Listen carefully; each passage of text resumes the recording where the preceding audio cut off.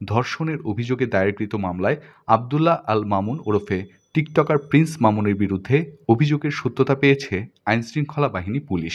ফলে মামলায় প্রিন্স মামুনকে অভিযুক্ত করে আদালতে অভিযোগপত্র জমা দিয়েছে ক্যান্টনমেন্ট থানা পুলিশ। মামলাটির তদন্ত কর্মকর্তা ক্যান্টনমেন্ট থানার উপপরিদর্শক মোহাম্মদ শাহজাহান তদন্ত শেষে গত ২৬ সেপ্টেম্বর ঢাকার চিফ মেট্রোপলিটন ম্যাজিস্ট্রেট আদালতে এই সংক্রান্ত অভিযোগপত্র জমা দিয়েছেন। পরে সেটি বিচারের জন্য ঢাকার নারী ও শিশু নির্যাতন দমন ট্রাইব্যুনাল ৯-এ পাঠানো হয়। বিষয়টি আদালত সূত্রে ৫ই ডিসেম্বর বৃহস্পতিবার জানা গেছে। এর আগে গত ৯ জুন রাজধানীর ক্যান্টনমেন্ট থানায় প্রিন্স মামুনের বিরুদ্ধে মামলা দায়ের করেন লায়লা। মামলার পরদিন তাকে গ্রেফতার করা হয়। পরে শুনানি শেষে জামিন ও রিমান্ড উভয়ে নামঞ্জুর করে এই টিকটকারকে কারাগারে পাঠানোর আদেশ দেন আদালত। এরপর গত ১ জুলাই জামিনে মুক্তি পান তিনি। বর্তমানে জামিনেই আছেন। তদন্তে যা পাওয়া গেছে, আসামি প্রিন্স মামুন একজন টিকটকার। সোশ্যাল মিডিয়া ফেসবুক সহ অন্যান্য মাধ্যমে একজন টিকটকার হিসেবে পরিচিত তিনি। অপরদিকে বাদী লায়লা ফেসবুকে বেশ পরিচিত মুখ। তিনি বিবাহিত। স্বামীর সঙ্গে বনিবনা না থাকার জন্য ফ্ল্যাটে সন্তানদের নিয়ে একাই থাকেন। সোশ্যাল মিডিয়ার মাধ্যমে মামুনের সঙ্গে পরিচয় হয় লায়লার। এক পর্যায়ে লায়লার সঙ্গে মিডিয়াতে কাজ করতে আগ্রহ পোষণ করেন টিকটকার মামুন। এরপর ২০২২ সালের শুরুর দিকে একসঙ্গে পথ চলা শুরু করেন মামুন ও লায়লা।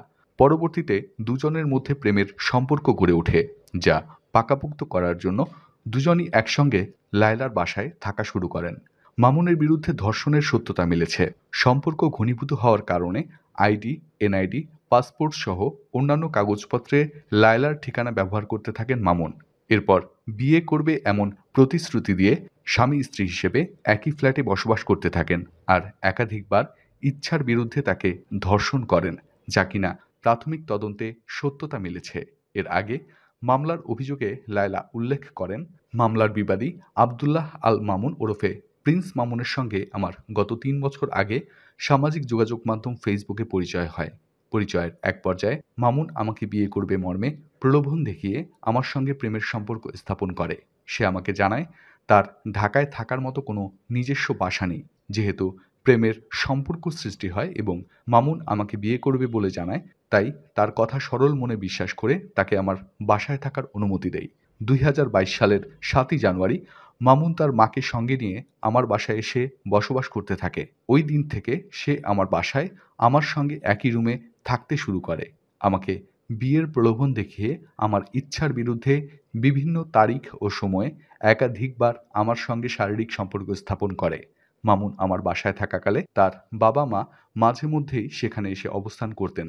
আমি মামুনকে একাধিকবার বিয়ের বিষয়ে বললে সে বিভিন্ন অজুহাতে সময় ক্ষেপণ করতে থাকে। সর্বশেষ চলতি বছরের ১৪ই মার্চ মামুন আমার শয়নকক্ষে আগের মতো আমাকে বিয়ের প্রলোভন দেখিয়ে আমাকে ধর্ষণ করে।